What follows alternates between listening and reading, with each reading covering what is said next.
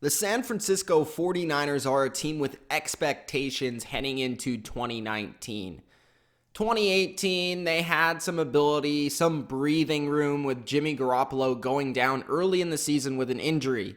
But this time around, Kyle Shanahan's team needs to make the next step, and this 2019 NFL draft was a huge part in them getting to that next step. I am a believer in this year's 49ers team, and I'm a little confused on their direction in the draft, but I do feel like they got some players that I think can at least contribute to this team very quickly and have an impact on the winning ways of the 49ers going forward. Gronk, spike the like button. Subscribe to The Bottom Line View if you haven't already. It's Mitch here of The Bottom Line View. Let's dive into my analysis, my draft grade for the San Francisco 49ers in the 2019 NFL Draft. So, of course, the 49ers, with the number 2 pick in the 2019 NFL Draft, get arguably the most talented player in the entire draft with Nick Bosa, defensive end out of Ohio State. Now, Nick Bosa, I think, is right away going to contribute and be a beast off the edge for the San Francisco 49ers. He fits in perfectly to what the 49ers want to do defensively, just like his brother Joey Bosa.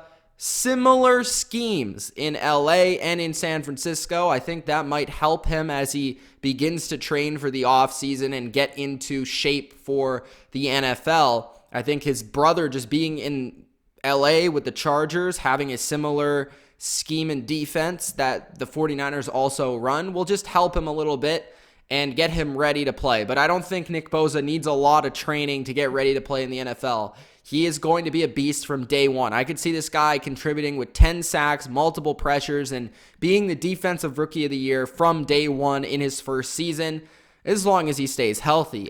Nick Bosa, he's a great speed to power player off the edge. He can get around the corner and just disrupt the quarterback in many different ways. He is well-rounded against the run, a great athlete. I think he's a little bit quicker than his brother Joey Bosa. And like I said, him teaming up with Dee Ford on the edge, I think is going to bring something to the 49ers that they haven't had in quite some time.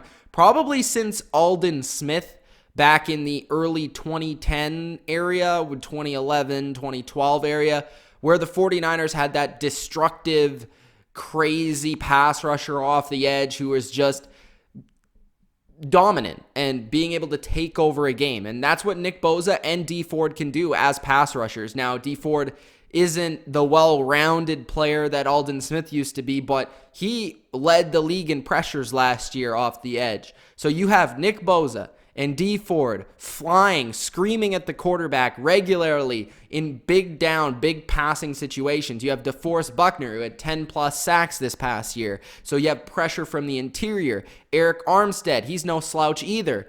You have Solomon Thomas, who, yes, he's on the block, but he might stick around on the team, and he still has some potential left to be found. So this defensive line is very, very intriguing coming into the 2019 season, and Nick Bosa is that last puzzle piece to complete this pass rush, complete this defensive line for the 49ers. I'm looking forward to it. I'm really looking forward to it, to see how much this defensive line really helps this defense.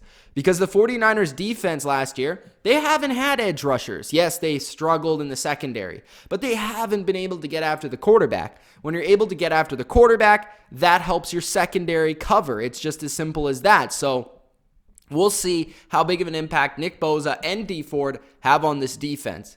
And then we go to the second round, and we knew the 49ers, this was not a well-kept secret. We knew that they wanted a receiver, and Deebo Samuel, since day one, really seemed like he was going to be their guy. I'm a big fan of Deebo Samuel. This guy is a wide receiver in a running back's body. He's difficult to take down. He's kind of a stocky receiver. I think he'll be great in the slot if you want to move him there. He can play outside if you need him to. I think he can contribute in a multitude of ways. He's kind of this draft's version of a Jarvis Landry. Very difficult to take down after the catch. Pretty good route runner. Separates consistently with speed and quickness off the line of scrimmage. And I think Kyle Shanahan will have him really playing well since day one. Deebo Samuel is a very promising wide receiver in a wide receiver class that didn't really have any studs, but had a lot of depth to it. And Deebo Samuel could end up being the best receiver of this entire class. I would not doubt it. I think he's in the conversation for that. And then you add him to the speedster, the deep threat Marquise Goodwin. Hopefully he can stay healthy. You have Trent Taylor, who's a pretty consistent slot receiver, and he was injured last year. Hopefully he's healthy once again this year. Dante Pettis is their young other promising receiver to put alongside Deebo Samuel. So now Jimmy G starting to get some receiver threats outside of George Kittle. So it's going to be very nice to see the 49ers offense. I'm just excited for this 49ers team in general. I don't know if you can tell, but I'm really excited because they have so many new players, so many new additions to their team, and it really feels like it's been a whole 2 seasons. Because Jimmy Garoppolo hasn't played very much. He's only played a couple of games. And without him, you can't truly judge what this Shanahan offense is going to do, what this team is going to do, and how they're going to produce wins. And you just look at all the players they've added, from Tevin Coleman, Jerick McKinnon a season ago who never got to play, Jimmy G, Deebo Samuel, Jordan Matthews, Dante Pettis. All of these pieces are adding together to provide something on the offensive side of the ball. And now I think what Kyle and really what the 49ers wanted to do here with John Lynch as their GM, what they really wanted to do was just keep finding these talents, these different type of players that can be utilized within the Shanahan scheme. Jalen Hurd is another one of them. He is an interesting prospect. He's another receiver, but he's billed at 6'5", 226. So he's a big receiver. And a lot of people think he's not really considered a receiver. Coming out of Baylor, some people think he could play a little bit of tight end. Some people think because he was a former running back, people could see him a little bit as a running back as well, but he's so big, it doesn't really make sense. I could see them using him as a tight end, possibly put him in the backfield as a fullback a little bit in the way that they use check. I think these two guys, Jalen Hurd's going to be very interesting. Do they use him as a big receiver, tight end type of guy that a lot of other teams are the way that they're using their tight ends? Like think about the way that the Giants use Evan Ingram, or the Eagles use Zach Ertz, or even the Chiefs use Travis Kelce. None of these guys are known for their blocking ability. So possibly Jalen Hurd is just one of those other big receivers that can convert to more of a tight end style of play without the blocking being a part of his game. That's interesting. Look out for Jalen Hurd. I don't know if he really has a true position in the NFL, which is concerning, but if they can find the potential within him and find the way to use his skill set, which I do believe Kyle will do, I think he could be a pretty nice pick here in the 3rd round. They needed to replace Bradley Pinion, who left in free agency at punter, so they did that with another Mitch. So that's nice to see. D. Greenlaw from Arkansas at linebacker, another player, a depth player at the linebacker position.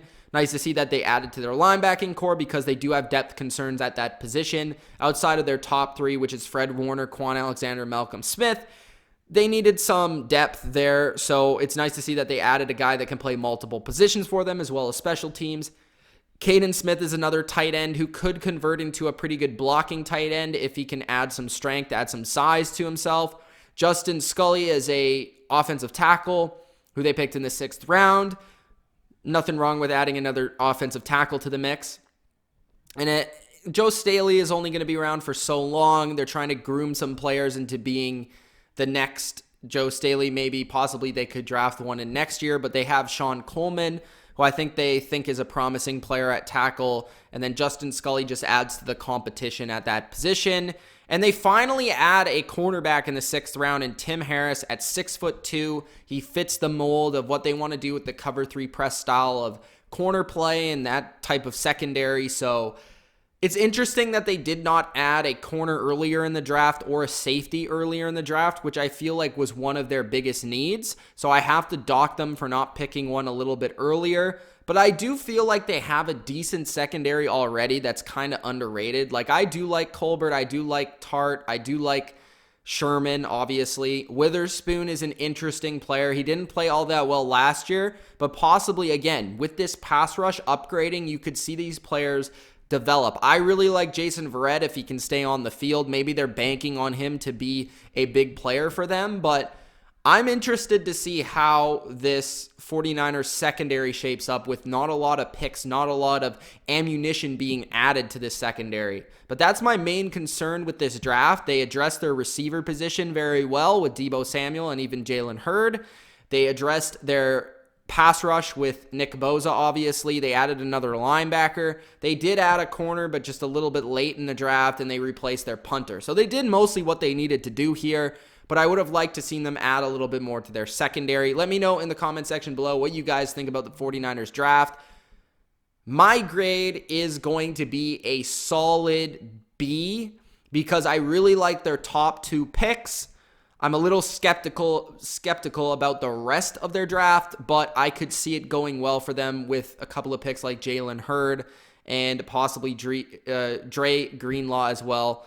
We'll have to see how it works out, but I do find that this 49ers draft, while it didn't blow me away, they added 2 day 1 starters and a couple of depth players that will help their roster out. So that's my thoughts on the 49ers draft. Again, Gronk, spike the like button, subscribe to the channel if you haven't already. It's Mitch of TheBottomLineView. Peace.